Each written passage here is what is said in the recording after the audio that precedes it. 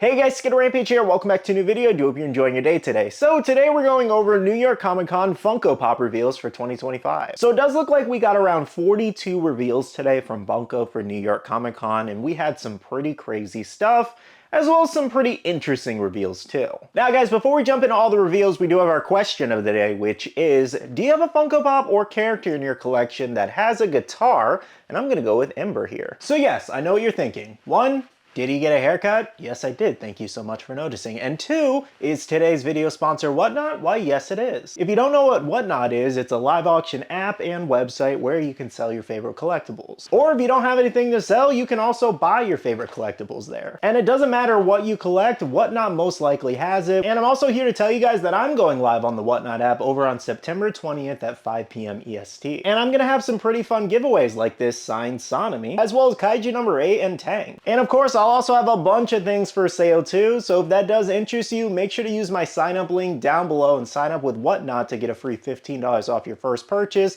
in the description box or pinned comment. Okay, so let's go and get started with things, and I'm gonna do a little bit of a reverse. So Funko basically did like the anime ones at the end, and I'm gonna do them at the beginning because those DC announcements were a little dreadful to get through. First up, we have One Piece here. So One Piece includes Brook in the shark submerged there, and he has a little water-based stand, which is really cool. The shark is kind of adorable, actually, funny enough, but yeah, it's a Brook pop ride. Who would have thought they would have made that? Lately, they've actually been making a lot of the kind of like smaller ships and just like little pop rides, like we got Nami on the Wave Rider, and then we also got Nico Robin in the Mini Mary, which was really cool too. I still got to pick up that one. I'm just waiting for a 50% off sale. But yeah, Brook, I think is a really great choice. Brook has a ton of fans, so I think this one will sell pretty decently. Just hopefully it actually fits in the box, unlike Nami and Nico Robin. Now, the other one we got was Rob Lucci Awakened, fully transformed here, and that is just a crazy exclusive. They gave him white eyes, which was pretty cool too, and he's just awesome. Like, they did a great job on both of these One Piece exclusives. I was a little surprised that they didn't give us the transform Lucci as the chase in the original Rob Lucci bundle that we did get,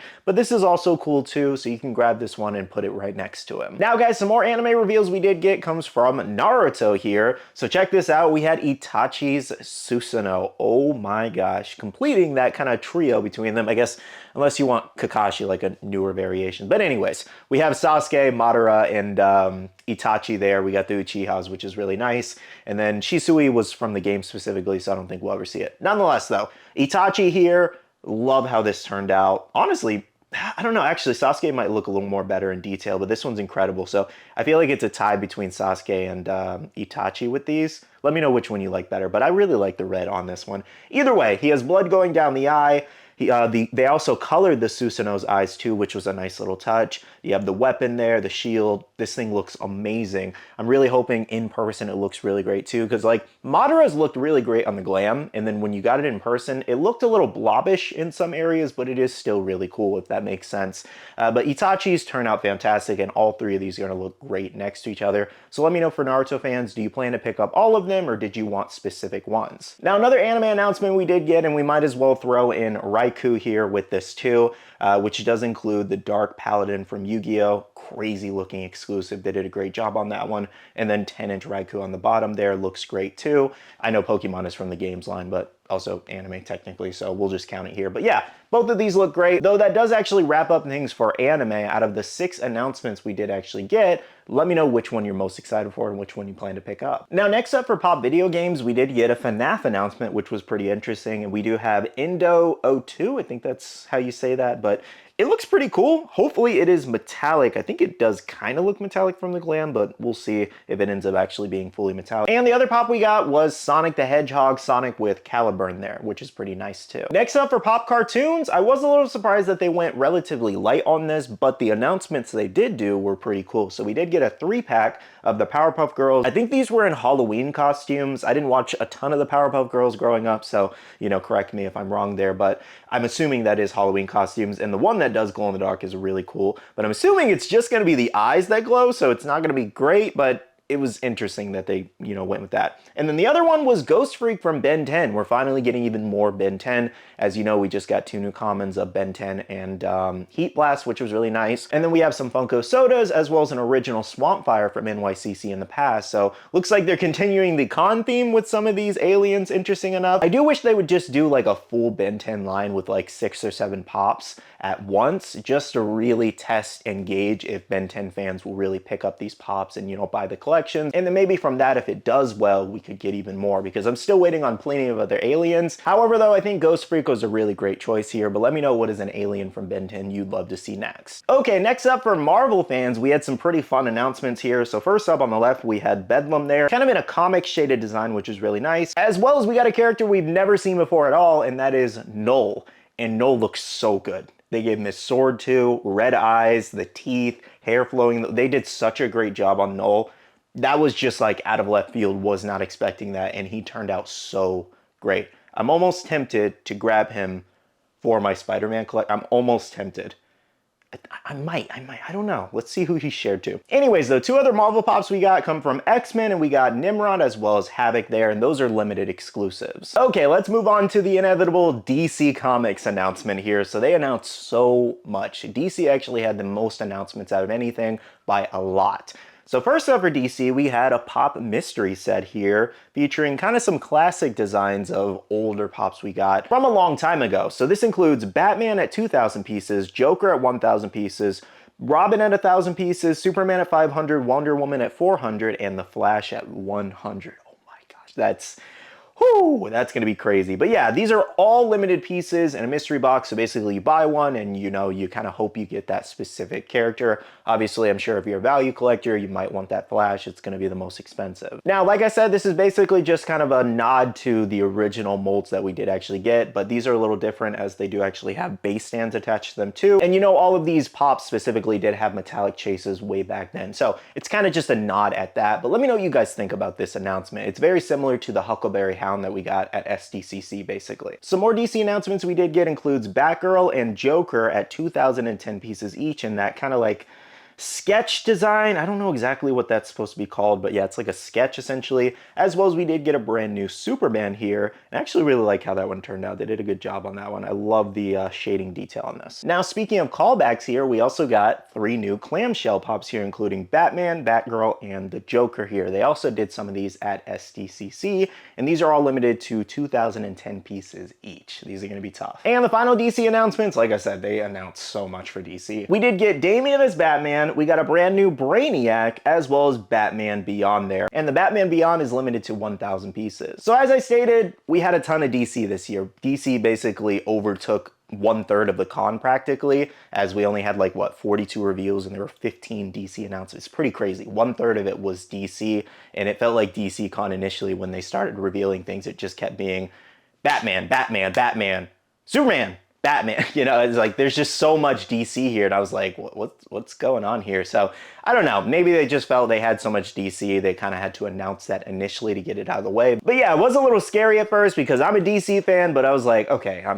that's enough. This is too much, Okay, moving on to a couple miscellaneous announcements. We did get some Sanrio stuff, so I guess we have some like Halloween themed here for Kuromi there as a witch. Looks like, I guess she's in the pot she's stirring or something like that. As well as we do have My Melody there with some cat ears and a candy bucket. Next up for Star Wars fans, we did get the Lothcat official announcement there, Diamond and Pink, and that was it for Star Wars. Kind of was hoping for a little bit more, I won't lie. It was a little bummer for Star Wars. So sorry about that, Star Wars fans. And then we also got another Pingu there with the towel on his head. 3 more announcements included V-Friends here. We had Jolly Jacko at 3,000 pieces and a golden design, as well as a silver design at 1,000 pieces. So this is actually a character we already got from NYCC last year. And they basically just repainted the same mold into more piece counts, which was interesting. V-Friends has a lot of characters, so I was surprised they didn't just use some other characters, And one other pop we did get was a Masters of the Universe Facet Pop. Now, our last few announcements included some Biddy Pop items. We had some Funkoville stuff, as well as one of the NFT sets turn into Biddy Pops, and then we had some pop pens. Now, guys, that does wrap up your NYCC reveals for 2025. Make sure to let me know in the comments below which one was your favorite and which ones you plan to pick up. Now, let's go over the shared retailer guide. So here's your shared retailer guide for the United States, Funko.com is getting all of the Marvel. They're also getting Sakura and Itachi, both One Piece exclusives, all the Biddy items,